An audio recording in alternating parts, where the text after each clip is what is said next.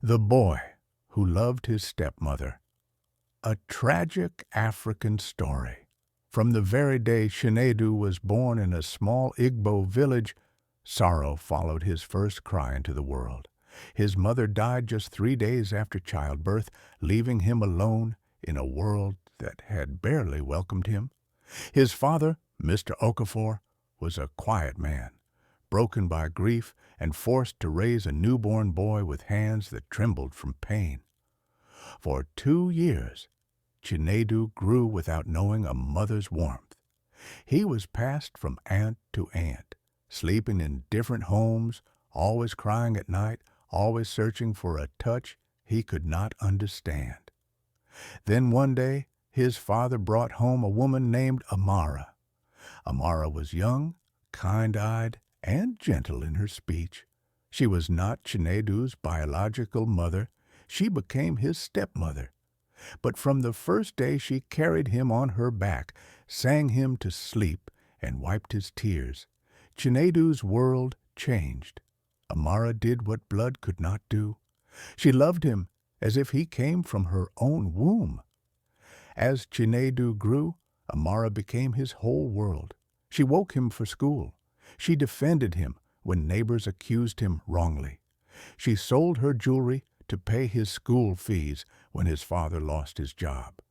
When Chinedu was sick, she slept on the floor beside his mat, placing cold cloths on his burning forehead all night.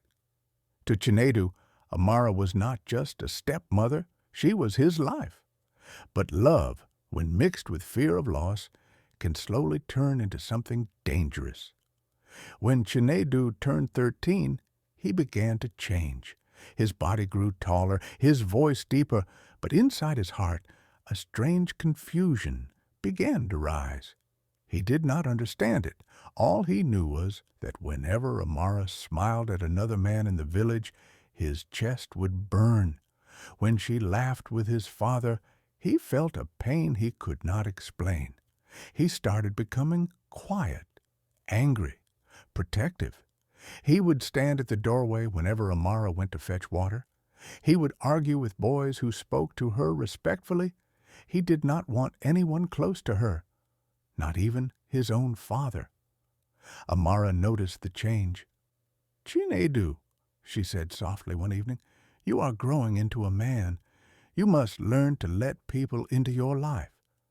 But Chinedu only looked away, because deep inside he was afraid. Afraid of losing the only mother he had ever known, afraid that one day she would leave, or worse, love someone else more than him.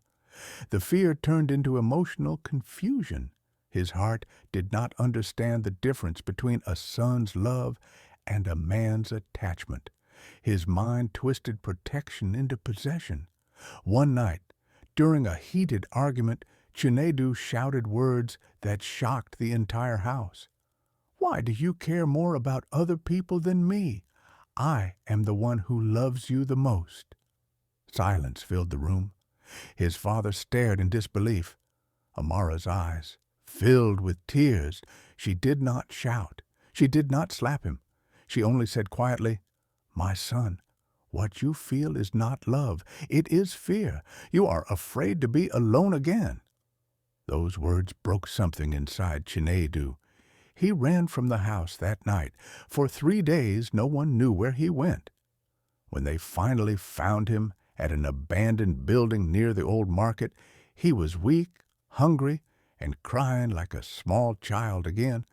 Amara held him tightly, not as a woman, but as a mother. In that moment, Chinedu finally understood. His heart had been confused by pain, abandonment, and the deep wound left by losing his real mother at birth. What he called love was really a broken child's fear of being left alone again. From that day, Chinedu began his journey of healing.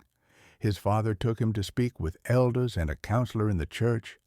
He learned to separate gratitude from obsession, love from possession, family from fear.